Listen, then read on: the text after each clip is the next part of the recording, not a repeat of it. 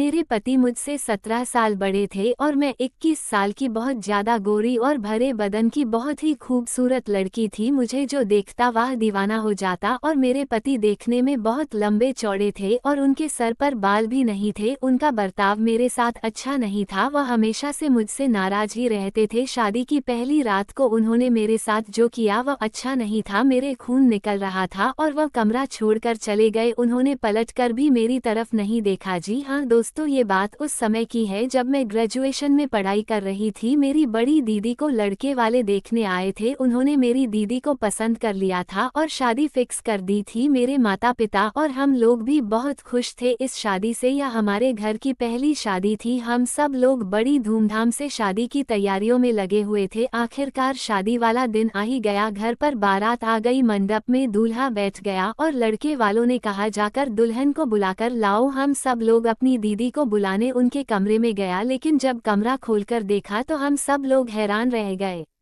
वहां पर दीदी नहीं थी, वहां पर सिर्फ एक लेटर मिला जिस पर लिखा हुआ था, पूजनीय पिताजी और माताजी, मैं ये शादी नहीं कर सकती। मैं किसी और से प्यार करती हूँ और मैं घर छोड़कर उसके साथ भाग रही हूँ, इसीलिए मुझे ढूंढने की कोशिश मत करना। अब मैं दोबारा लौटकर नहीं आऊंगी। यह सब सुनकर मेरे माता पिता के पैरों तले जमीन खिसक गई। सोचने लगे कि क्या किया जाए, अब तो बेइज्जती हो जाएगी पूरे समाज में। फिर मेरी मम्मी ने मुझसे कहा, बेटा एक ही उपाय है कि तुम दुल्हन की जगह ले लो। अब हम लोगों की इज्जत तुम्हारे हाथ में ही है। मेरी तो कुछ समझ में नहीं आ रहा था कि अब मैं क्या करूं।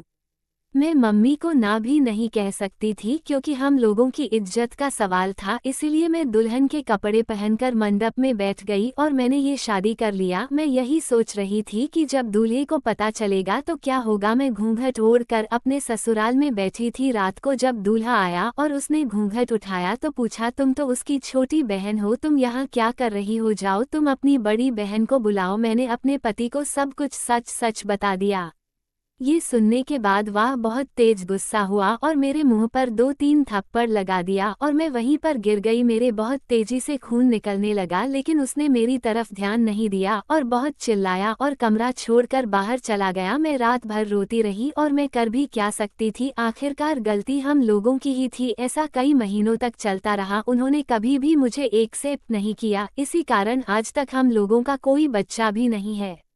मेरे पति बहुत अमीर थे, उनके पास पैसा दौलत सोना चांदी बहुत है, लेकिन बस हम लोगों के पास सुकून नहीं था। हम लोग जब भी बाजार जाते थे तो लोग मुझे उनकी बेटी समझ लिया करते हैं, या देखकर वह मुझसे और भी ज्यादा जल जाते थे। इसलिए वह मुझे कभी भी अपने साथ लेकर नहीं जाते थे। एक दिन मैंने पड़ोस में एक लड़के को देखा जो मुझे घूर रहा था। मैंने जब ध्यान से उसको देखा तो यह वही लड़का था जो मेरे साथ मेरे क्लास में पढ़ता था। उसका नाम रोहित था। हम लोग कभी एक साथ बैठकर बात कर लिया करते थे। मेरे पति से तो मेरी हमेशा लड़ाइयाँ ही होती थी। पूरा मोहल्ला हम लोगों पर हंसता था और हम लोगों की लड़ाइयों को देखकर मजे लेता था, लेकिन केवल रोहित ही था जो मेरे दुख दर्द को समझता था। एक दिन मैं और रोहित घर के बाहर खड़े होकर बात कर रहे थे, तभी अचानक मेरे पति आ गए और उन्होंने हम दोनों को देख लिया। वह मेरे ऊपर बहुत चिल्ला रहे थे और मुझसे लड़ाई कर रहे थे। मैंने उनसे कहा कि मैं अब कभी उससे बात नहीं करूंगी, लेकिन वह मेरी बात सुनने को तैयार नहीं थे। बहुत जोर जोर से चिल्ला रहे थे जिसकी वजह से उनका बीपी बहुत हाई हो गया था। वह चिल्लाते हुए जीने की तरफ जाने लगे, तभी उनका पैर फिसल गया। वह जीने से फिसलकर सीधा नीचे गिर पड़े। मेरी तो समझ में नहीं आ रहा था कि अब मैं क्या करूं। मैंने सोचा क्यों ना राहुल की मदद ली जाए, कोई और मोहल्ले वाला तो मेरी मदद नहीं करेगा। इसलिए मैं तुरंत ही अपने पड़ोस से राहुल को बुलाकर लाई और हम दोनों तुरंत उनको हॉस्पिटल ले गए। हॉस्पिटल ले जाने के बाद डॉक्टर ने मुझसे कहा कि आपके पति कोमा में चले गए, अब भगवान ही इनकी रक्षा करें। मैं भगवान से बहुत प्रार्थना करने लगी इनको जल्दी से ठीक करना। मैंने और राहुल ने दिन रात उनकी सेवा की। मेरे पति को भी एहसास हो गया था